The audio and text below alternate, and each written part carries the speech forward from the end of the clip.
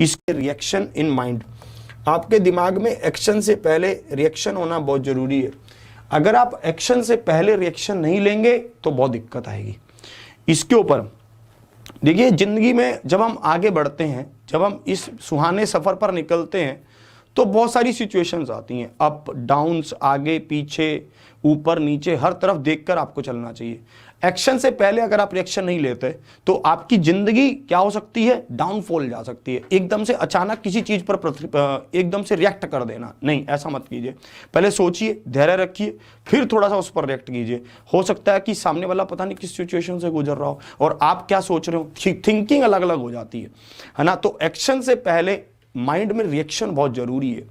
एक बार एक साहूकार एक किसान को पैसे देता है और वो किसान बहुत ज्यादा गरीब होता है, तो वो उनसे पैसे लेकर फसल बोता है, शानदार फसल। उसका मन होता है कि अब की बार शानदार फसल बोऊंगा, इस साहूकार का कर्जा भी निपटा दूंगा और अपनी बेटी की शादी भी कर दूंगा, दोनों काम कर दूंगा। साहूकार से कुछ पैसे उधार ले लेता है।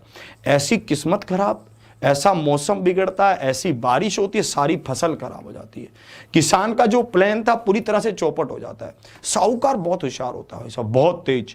साहूकार कहता है कि किसान, अगर तुम्हारे पास पैसा नहीं है कोई दिक्कत नहीं है, तुम एक काम करो, तुम अपनी बेटी की शादी मुझसे करवा दो। साहूकार के मन में पाप आ जाता है, वो बोलता है कि तुम अपनी बेटी की शादी मुझसे करवा दो, तुम्हारा पैसा भी माफ, कोई दिक्कत नहीं है, शादी करवा दो। किसान बोलता है कि ऐसे कैसे करवा दे? तो साहूकार बोलता है कि ठीक है, हम एक काम करते हैं, हम भगवान के ऊपर छोड़ देते हैं। हम क्या करेंगे, नदी के किनारे चलेंगे, वहां पर व्हाइट पत्थर भी हैं और व्हाइट भी हैं और ब्लैक भी हैं। मैं 2 पत्थरों को उठाकर अपनी हथेली में रख लूंगा, ठीक है, तुम्हारी बेटी एक थैली में डाल लेंगे, तुम्हारी बेटी एक पत्थर निकालेगी।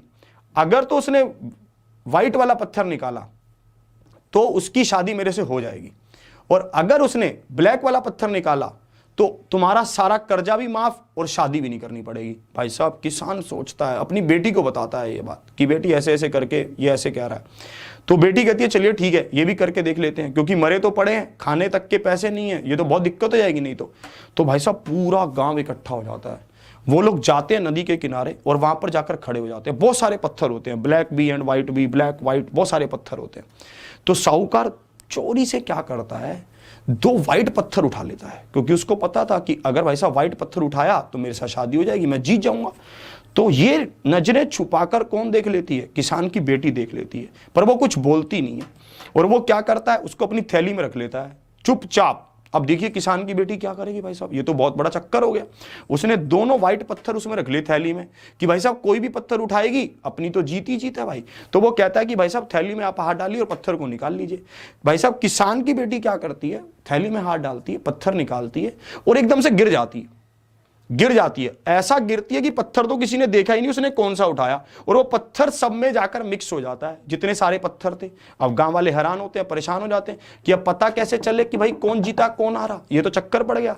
तो साहूकार कहता है कि फिर से करवा लो, ये कर लो वो कर लो। पर किसान की बेटी उठती है और कहती है कि अंकल जी कोई दिक्कत है नहीं, देखो साहूकार जी मेरी बात को आप सुनिए, एक पत्थर ही तो गिरा है, हम एक काम करते हैं, आपकी थैली में देखते हैं कौन सा पत्थर बचा है।